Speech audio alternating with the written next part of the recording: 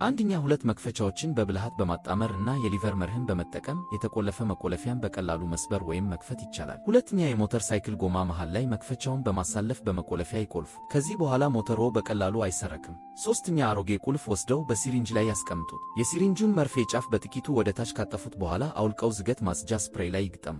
ይህ ስፕሬዩ ያለምንም ብክነት የሚረጭበትን ቦታ ትክክለኛ ያደርገዋል። አራተኛ ይህ ከጥንት ጀምሮ ሲወርድ የመጣ የድልድይ ግንባታ ዘዴ ሲሆን 9 የእንጨት ቁርጥራጮችን ብቻ በመጠቀም ከፍተኛ ክብደት መሸከም የሚችል ድልድይ መስራት ይቻላል። ይህ ዘዴ በቻይና ጥንታዊ ስዕል በቺንግ ሚንግ ፌስቲቫል ወቅት በወንዙ ዳርቻ ላይ ከታየ ድልድይ የተወሰደ ነው። ምንም ምሰሶ፣ ሚስማር ወይም ማያያዣ ሳይፈልግ እንጨቶቹን እርስ በእርስ በማቀላለፍ ብቻ የሚሰራ ለቻይና የተለየ ቅርጽ ያለው ድልድይ ነው።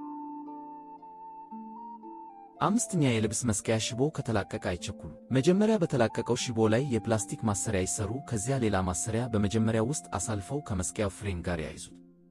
ቦታውን አስተካክለው ካሰሩ በኋላ ትርፍ ክፍሉን ይቁረጡት። ሽቦው በጽኑ ይታሰራል። ስድስተኛ የብረት መፋቂያን እንደ ማማ ቅርጽ ይስሩት። በግማሽ በተቆረጠ የለስላሳ ጣሳ ውስጥ ካስገቡት በኋላ ሻካራ አሸዋ ይጨምሩበት። እስከ 90 በመቶ የሚሆን ውሃ ካፈሰሱ በኋላ በብረት መፋቂያው ዙሪያ የምግብ ዘይት ይጨምሩ። ይህ መብራት በሌለበት ጊዜ እንኳን ለ10 ቀናት ያህል መብራት ይችላል።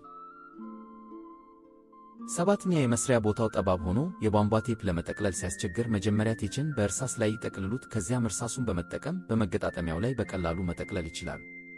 ስምንተኛ የመኪና ስፕሪንግ በጣም ጠንካራ ሆኖ ለመገጣጠም ሲያስቸግር የማስፋፊያ ቦልት የብረት ቱቦ አውልቀው ስፕሪንጉ ላይ ያንሸራቱት። በመቀጠል ስክሩድራይቨር በማስገባት የሊቨር ኃይልን በመጠቀም ስፕሪንጉን በቀላሉ ማጥለቅ ይቻላል። ዘጠነኛ የኤሌክትሪክ ሽቦ መሃል ላይ ያለውን ሽፋን ይላጡና አስቀድሞ በተቀደደ ቀዳዳ ውስጥ ያስገቡ። ሽቦውን ለማጥበቅ የእንጨት ማገጃ በቀዳዳው ውስጥ ይምቱበት። ይህም የውሃ ቧንቧን ግድግዳ ላይ በጽኑ ለመግጠም ይረዳል። አስረኛ አንድ ሕፃን የእጅ ማሰሪያ በእጁ ላይ በጣም አጥብቆ ካሰረ በኋላ ወይም በመቀስ ለመቁረጥ አይሞክሩ፣ እጁን ሊያቆስለው ይችላል። ይልቁንም የማሰሪያውን ቁልፍ በመጭመቅ እና በቀስታ በመጫን በሰላም መፍታት ይቻላል። 11ኛ የብረት ቀለበት በእሳት ያሙቁ። እንደ ጋለ በተሰበረ የፕላስቲክ ክር ውስጥ ያስገቡ። ሙቀቱ ከቀለበቱ ጋር የሚመጣጠን ቦይ እንዲፈጥር ያድርጉ። ወዲያውኑ ቅርጹ እንዲይዝ ቀዝቃዛ ውሃ ያፍሱበት። ይህም በቧንቧ ውስጥ የተሰበረውን ኩራጭ በቀላሉ ለማውጣት ያስችላል። 12ኛ ግድግዳ ላይ ቀዳዳ ሲቀዱ ጥቂት ውሃ ያለው የላስቲክ ጠርሙስ ይጠቀሙ። ይህም አቧራ ወለል ላይ እንዳይፈስና እንዳይበተን ይከላከላል።